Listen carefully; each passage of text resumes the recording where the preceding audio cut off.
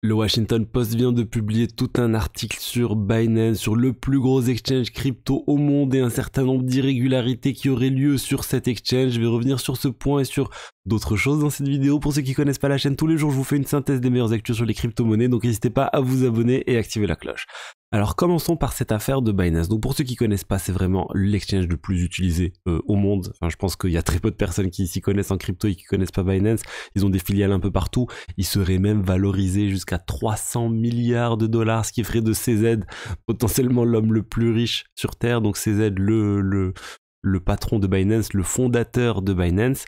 Et cet article du Washington Post revient en fait sur l'affaire du crash, du flash crash du 19 mai 2021. Il évoque en fait deux personnes dont il a recueilli les témoignages. Donc on a Francis Kim qui est un Australien qui a parié en fait, qui a parié sur la chute des crypto-monnaies. Donc il a fait de l'effet levier x20 pour x30 même pour parier sur la chute des crypto-monnaies avec pas beaucoup d'argent on va dire. Et en fait il a pu convertir, enfin il a pu théoriquement faire un gain juste énorme. Sur le papier, il avait gagné énormément d'argent parce que les cryptos ont effectivement chuté. Donc il avait transformé ses 30 000 dollars en 171 000 dollars. Donc il a parié en fait avec de l'effet levier sur la chute du marché crypto. La chute a eu lieu, mais lorsqu'il a voulu prendre l'argent et on va dire faire un cash out et tout simplement fermer sa position pour obtenir ses 170 000 dollars, et ben le site ne marchait plus. Il n'arrivait plus à appuyer sur le bouton pour obtenir ses gains et pour stopper sa position. Donc il y a eu d'autres personnes dans ce cas. L'article révèle aussi le cas d'une autre personne, Fawaz Ahmed, 33 ans, un trader de 33 ans qui lui avait parié sur une hausse du marché crypto sur une longue durée. Et quand il a vu la chute du marché le 19 mai, il a voulu vraiment clore sa position pour ne pas perdre trop d'argent. Et ben lui non plus, il a pas pu et c'était complètement impossible. Et tout ça à cause d'un sorte de bug, on va dire, ou ce qui pourrait être un bug. Donc on va dire si c'est juste un bug et si c'est un problème technique, c'est pas non plus, c'est grave, mais on va dire c'est la faute, c'est pas intentionnel de la part de Binance. J'espère et je pense que c'est que ça, c'est juste un bug, c'est une surcharge de l'exchange crypto suite au nombre d'utilisateurs qui souhaitaient faire du trading ce jour-là. Mais voilà, toutes ces personnes ont perdu en fait ils ont tout perdu. Là, le trader en question, il avait même atteint une fortune en millions de dollars et il a tout perdu. Donc tout ça parce qu'il n'a pas pu fermer à temps sa position. Il a été liquidé. Donc voilà, on va dire le risque associé sur ces exchanges, et à chaque fois qu'il y a des effets leviers, sachez que potentiellement vous pouvez tout perdre. À chaque fois que je vous montre ou je vous présente des choses à effet levier, je vous dis qu'il y a un risque de perte en capital total parce que vraiment le risque il est là. Vous pouvez potentiellement tout perdre avec ce type de trading. Donc là en fait les deux personnes et beaucoup d'autres se sont réunis, ils ont fait des groupes Discord avec plus de 700 personnes qui ont connu des problèmes similaires à eux. Binance a dit non mais c'est unitaire, il n'y a pas eu grand monde qui a perdu de l'argent, ils ont essayé de leur donner une petite compensation financière mais négligeable à côté de tout ce qu'ils ont perdu. Du coup là ils sont regroupés, ils sont en train de monter un dossier de class action, enfin ils vont porter plainte contre Binance, mais le problème c'est que ça se fait au tribunal de Hong Kong, enfin ça sera plutôt au Hong Kong International Arbitration Center, donc un centre d'arbitrage, on va dire, ça passe pas par le tribunal, ça va passer par un arbitrage, on va dire, privé.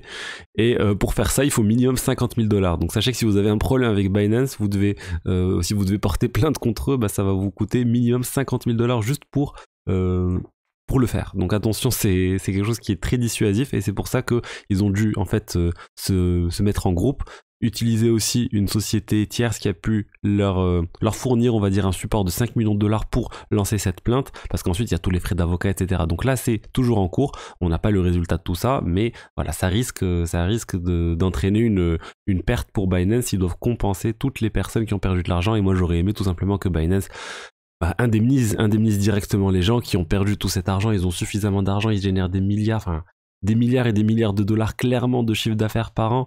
Ça serait, si c'était coté en bourse, ça serait la première société crypto du monde. Donc j'espère que tout ça va se régler, sachant qu'ils ont d'autres problèmes avec les États-Unis, avec la SEC notamment. Donc là c'est un article que j'avais présenté. l'autorité des marchés financiers aux US, eh ben, ils sont en train d'investiguer Binance US à propos de certaines irrégularités qui pourraient avoir lieu au niveau de certaines entreprises, des sociétés de trading, on va dire, qui sont affiliées à CZ, le président de Binance, et qui réalisent elles-mêmes du trading sur Binance. Donc c'est un peu un mélange des genres, et normalement ce type de choses devrait être bien mise en avant sur le site, ce qui n'est pas forcément le cas, mais Binance va se cacher sur le fait que la SEC n'a pas de juridiction pour les réguler, parce qu'il faut que la SEC ne régule que les securities, et il faut que la SEC prouve qu'il y a des securities, donc des titres financiers ou un certain nombre de choses qui sont pas juste des crypto-monnaies. Les crypto-monnaies, c'est pas clair si toutes les crypto-monnaies sont des securities, probablement non, mais il suffit qu'ils arrivent à en prouver qu'il y en a eu une ou deux sur Binance, et je pense que ça, ils peuvent le faire vraiment simplement. Donc voilà, plusieurs sujets sur Binance, ils ont de plus en plus de problèmes, mais d'un autre côté, on voit qu'ils ont vraiment aussi de plus en plus, ils essaient en fait d'apaiser les régulateurs. On a pu le voir en France, ils ont rencontré un ministre en France, ils sont en train de se développer un peu partout. Et personnellement, moi je n'ai absolument rien contre Binance. J'utilise Binance, je suis le premier à utiliser Binance pour acheter certaines crypto-monnaies dans certains cas.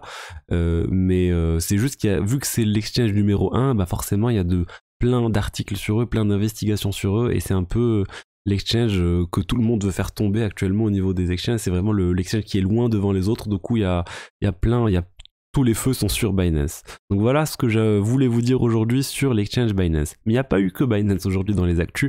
On a aussi eu une news un peu NFT avec les Pudgy Penguins. Pour ceux qui connaissent pas, c'est ce projet NFT avec ces pingouins tout mignons. Et ben en fait, il y a eu un gros drama avec les fondateurs de ce projet qui ont été virés tout simplement par la communauté.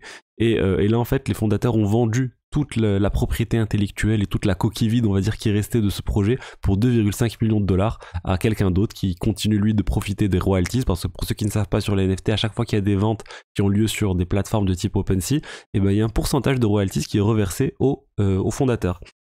Donc là, la personne qui viendra acheter ça va pouvoir essayer de recréer la communauté. Le prix des pingouins a pris de la valeur suite à les rumeurs concernant ce rachat plutôt.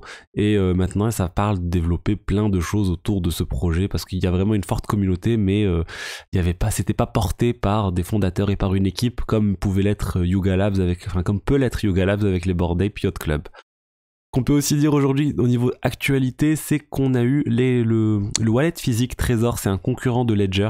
On parle beaucoup de Ledger en Europe, mais Trezor aussi c'est un fournisseur de portefeuille physique de crypto-monnaies historiques. Et là en fait eux aussi ils ont eu du phishing. Ils ont eu en fait leur fournisseur Mailchimp de mail, donc leur fournisseur qui leur permettait d'envoyer les mailing lists à leurs utilisateurs, qui a été piraté.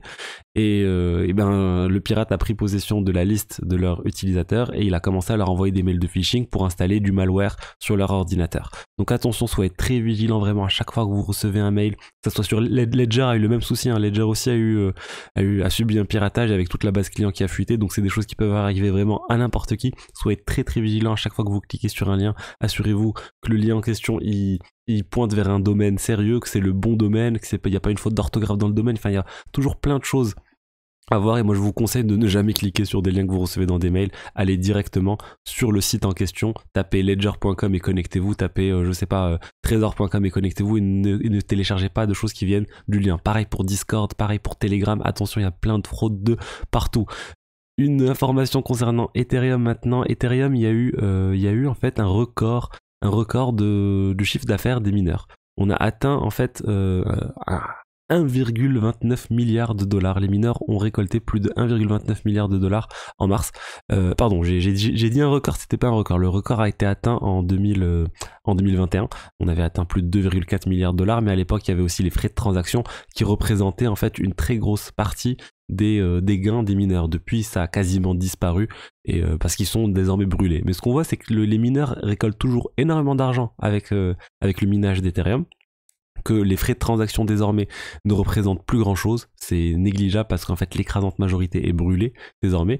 Et ce qu'il faut noter aussi, c'est qu'en fait toutes ces récompenses suite au proof of stake n'iront plus du tout, suite de merge, plutôt la mise à jour majeure d'Ethereum qui devrait arriver dans les prochains mois, n'ira plus du tout aux mineurs, et ça ira maintenant chez les stackers, et ça sera aussi fortement réduit.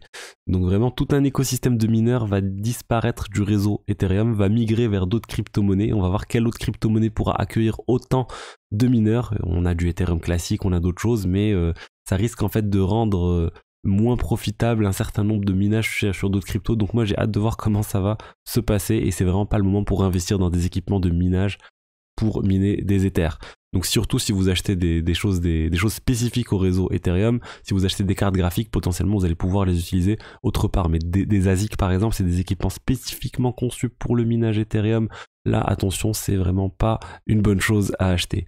Et qu'est-ce que je peux vous dire de plus? Je vais vous parler d'une petite news assez rapide. C'est un DAO assez original qui s'est lancé, un organisme autonome décentralisé qui vend des NFT pour avoir le droit de tweeter. Donc c'est quoi cette histoire? Ça s'appelle TweetDAO. Donc ça, en fait, il y avait 1000 NFT qui étaient en vente, qui permettaient tout simplement d'avoir le droit de tweeter sur ce compte, le compte de TweetDAO. Donc maintenant, en fait, il y a plein de tweets bizarres qui circulent sur ce compte Twitter. N'importe qui peut tweeter, n'importe quelle personne qui possède un NFT peut tweeter. Donc en théorie, je sais pas, on peut avoir 1000 tweets par jour de tous les possesseurs de NFT. Et ça montre en fait l'usage que peut avoir les NFT. Ça peut être c'est pas forcément une image, ça peut aussi être un accès à un service. Et là, c'est un accès à un compte Twitter. Donc c'est toujours assez intéressant de voir ce qui est fait. La personne qui a eu cette idée de mélanger DAO, NFT et Twitter, et ben elle a récolté plus d'1 million de dollars avec cette idée, donc vraiment bravo à elle, parce que ça a marché et ça a bien fait le buzz. Donc voilà, c'était tout pour les news de la journée. Pour ceux qui veulent se lancer dans les cryptos et qui ne savent pas par où commencer, j'ai une formation, n'hésitez pas à aller la voir si vous savez pas par où commencer. Dans la description, vous pouvez trouver le lien, et je vous dis à demain pour une autre vidéo. Au revoir.